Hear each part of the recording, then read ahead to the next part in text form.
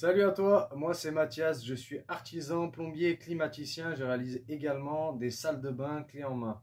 En parallèle de cette entreprise, j'anime la chaîne YouTube Show l'Artisan sur laquelle je présente des tutos travaux, des tests d'outillage et de matériaux.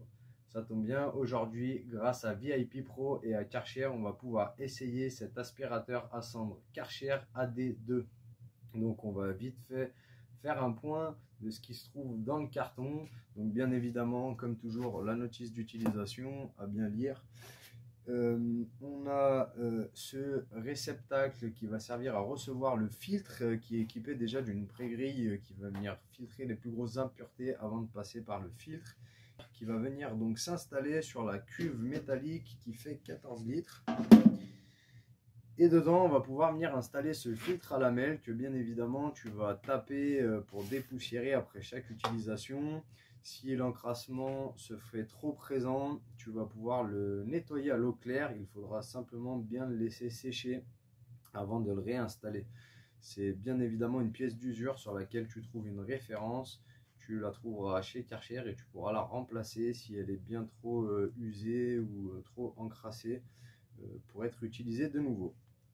Donc elle vient s'installer dans ce réceptacle là et dessus on va pouvoir installer le bloc moteur. C'est un bloc moteur alimenté en 230 volts qui fait 600 watts.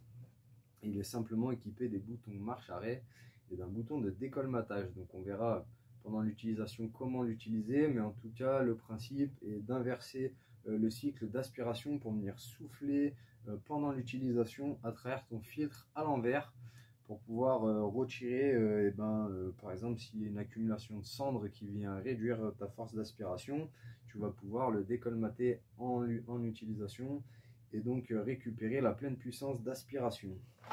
On va installer le bloc moteur qu'il suffit de poser dessus, une fois bien positionné, fermer les petites oreilles latérales. Il est équipé d'un câble qui fait environ 4,50 m. En tout cas, Karcher te dit que une fois ton flexible et ton câble branché, tu as une envergure de travail de 5,50 m, ce qui est plutôt intéressant. Le bloc moteur sans ses accessoires pèse 4,4 kg et développe un peu plus de 80 décibels, 82 décibels. Le flexible, lui, a un revêtement métallique à l'intérieur, ce qui va te permettre d'aspirer des cendres jusqu'à 40 degrés. Il fait à peu près 1 mètre sans la canne rigide. Et tu vois, il vient se clipser avec un système de fixation qui va le bloquer et donc garder un bon maintien. On a fait le tour de ce qui se trouvait dans l'emballage et on va pouvoir maintenant aller essayer tout ça. Allez, c'est parti!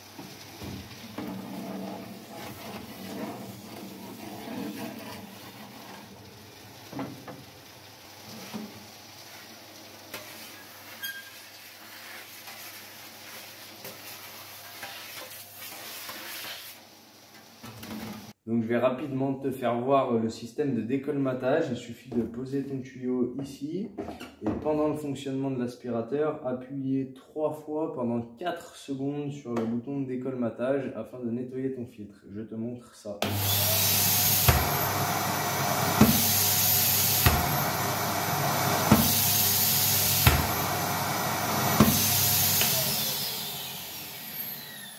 Là, ton filtre est décolmaté et tu as récupéré la puissance d'aspiration.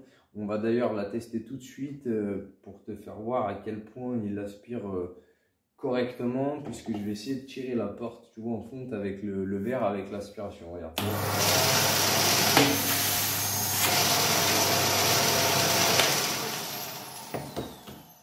Donc tu peux voir qu'on est quand même sur un produit avec une force d'aspiration très intéressante. Je trouve ce produit intéressant également puisqu'il est tout en un, ça t'évite d'avoir ton aspirateur et un bidon à cendres à côté. Il faudra bien penser à vider la cuve de ces cendres à chaque utilisation et nettoyer un petit peu ton filtre en le tapotant ou en le soufflant. C'est un aspirateur qui va te servir donc du coup à aspirer les cendres de ton poêle à bois, mais aussi d'un poêle à pellets, d'un insert cheminée, de ton four après la pyrolyse, de ton barbecue. Tu peux également l'utiliser pour des poussières fines comme la poussière de plâtre, la poussière de ciment. Tu peux aussi l'utiliser pour nettoyer ta voiture et autres.